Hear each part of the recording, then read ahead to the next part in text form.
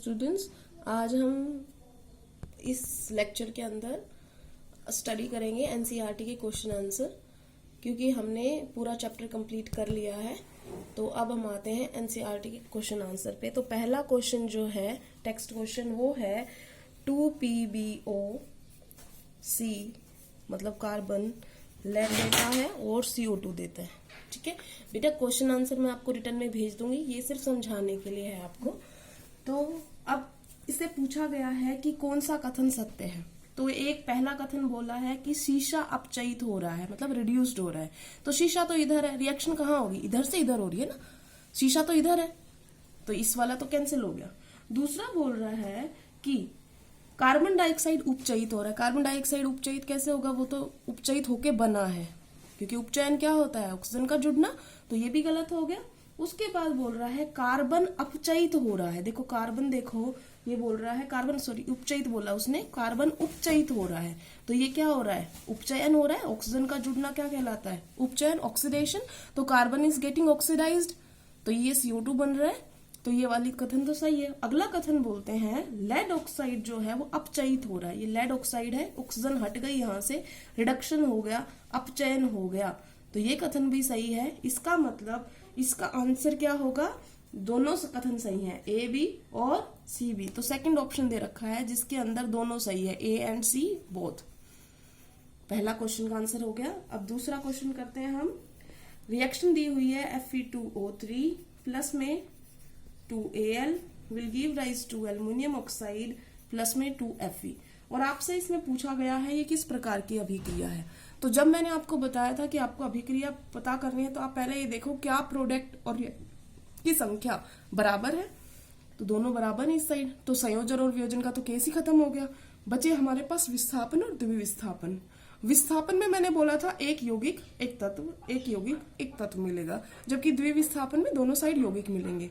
तो हो भी क्या रहा है, एक यौगिक एक तत्व, एक यौगिक एक तत्व। और दूसरी बात, विस्थापन में क्या होता है, ये वाला ने इस वाले को रिप्लेस कर दिया, उसकी जगह पे आ गया।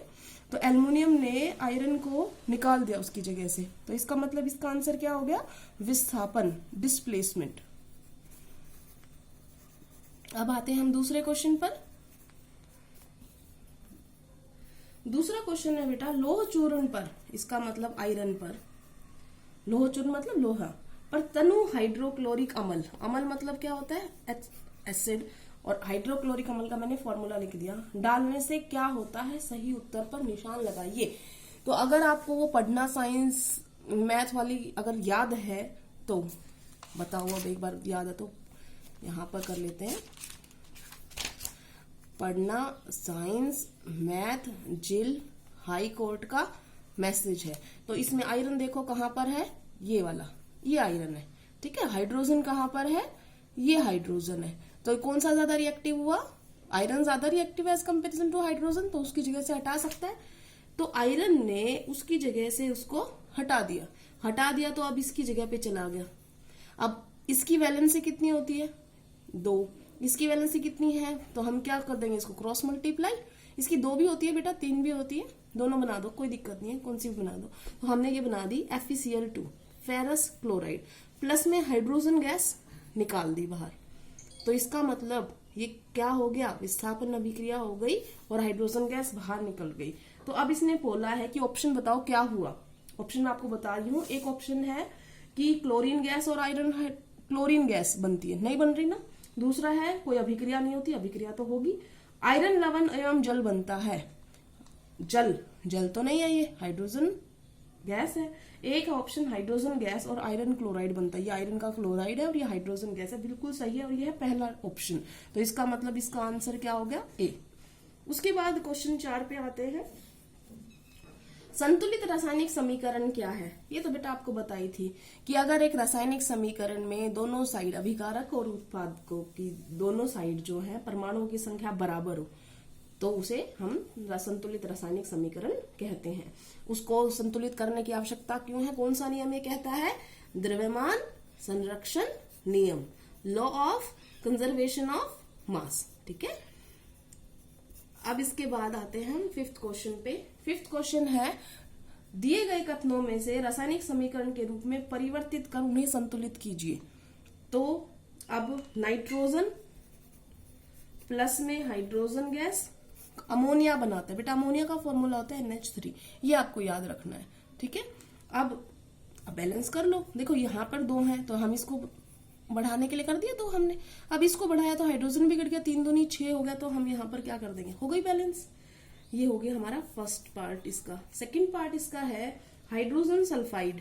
हाइड्रोजन सल्फाइड प्लस में वायु में दहन करने पर, इसका मतलब ऑक्सीजन की जरूरत पड़ती है दहन करने के लिए, जलाने के लिए, जल और सल्फर डाइऑक्साइड, जल और सल्फर डाइऑक्साइड बनाते हैं। अब इसको करना है। देखो अब क्या हुआ इसमें, आप देखो क्या चीज इसमें बैलेंस नहीं है। S तो बैलेंस है, H2 भी बैलेंस है, ऑक्सीजन बैलेंस नहीं है। तो अब हम क्या करेंगे, हम ऐसा काम करेंगे ताकि ये बैलेंस हो जाए।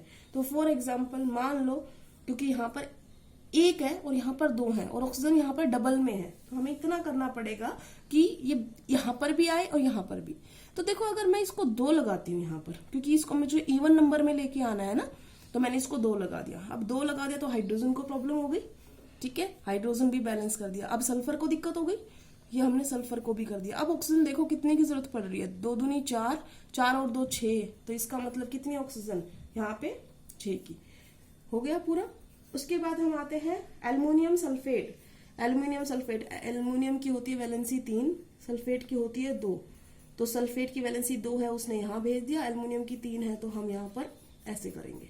एल्युमिनियम सल्फेट के साथ अभिक्रिया कर barium chloride, barium chloride BaCl2 क्या बनाता है, एल्यूमिनियम क्लोराइड प्लस में बेरियम सल्फेट का अवशेप बनाता है। बेटा पहले भी बताया था अवशेप क्या होता है, इनसॉल्युबल सॉलिड जो फॉर्म होता है ड्यूरिंग द रिएक्शन, उसे बोलते हैं। एक अघुलनशील ठोस पदार्थ का निर्माण होता है, उसे अवशेप बोलते हैं, अगर विलयन के बीच में अभिक्रिया हो रही है तो। अब इसको कर रहे हैं हम बैलेंस, हम इसको बैलेंस करेंगे। तो अब बताओ क्या करेंगे हम। अब सल्फेट कितने दिखाई दे रहे हैं आपको, डायरेक्ट इसी से चल लो। सल्फेट यहाँ पर कितने दिखाई दे रहे हैं आपको, 3 दिखाई दे रहे हैं, ठीक है, तो यहाँ पर हमने लिख दिया 3। उसके बाद अब बैलेंस करो, 3 बेरियम, तो यहाँ पर हमने कर दिया।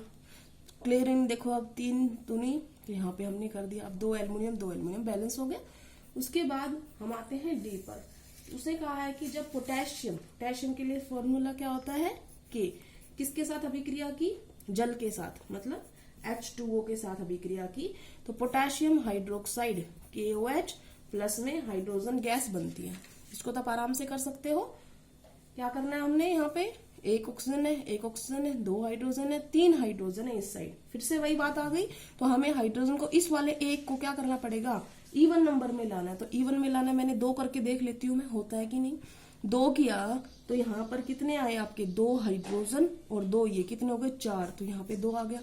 2 ऑक्सीजन बैलेंस हो गया, 2 के, लेकिन यहाँ पर हमने नहीं लगाया था तो 2 के हो गया।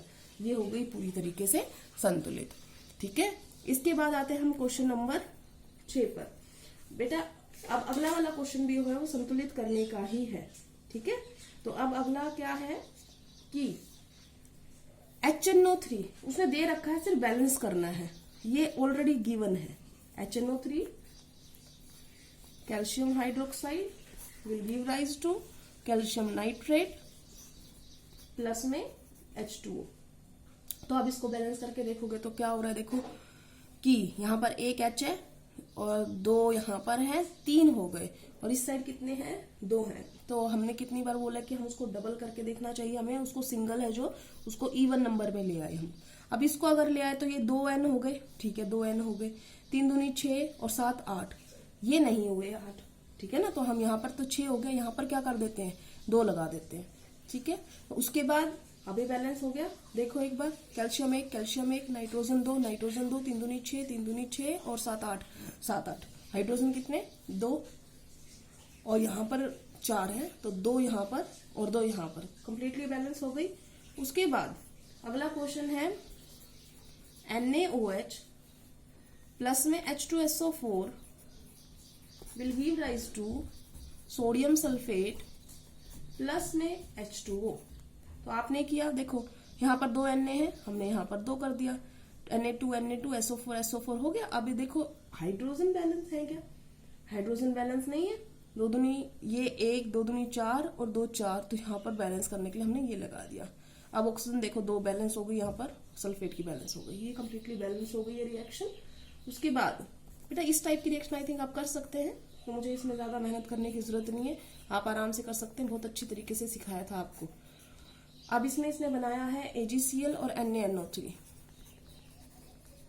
आप अपनी प्रैक्टिस के लिए इसको left hand side right hand side करके भी लिख सकते हैं, नहीं तो आप अगर ऐसा करना चाहें तो ऐसे भी कर सकते हैं।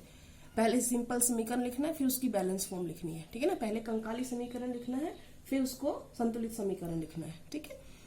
अब ये देखो Na एक है, Cl एक है, NO3 Ag, बेटा ये तो पूरी बैलेंस है, हमें इसको बैलेंस करने की जरूरत नहीं है, ये पहले से ही संतुलित है।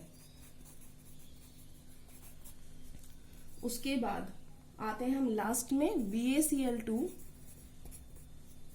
प्लस में H2SO4 will give rise to barium sulphate plus में HCl। देखो बेरियम एक है, सल्फेट एक है, HCl 2 है, Cl भी 2 है, तो यहाँ पर 2 लगाते ही आपकी पूरी प्रॉब्लम सोल्व, और ये हो गया कंप्लीट। तो आज हमने कंप्लीट कर लिए हैं 6 NCERT के टेक्स्ट क्वेश्चन। आज के लिए इतना ही। Thank you class.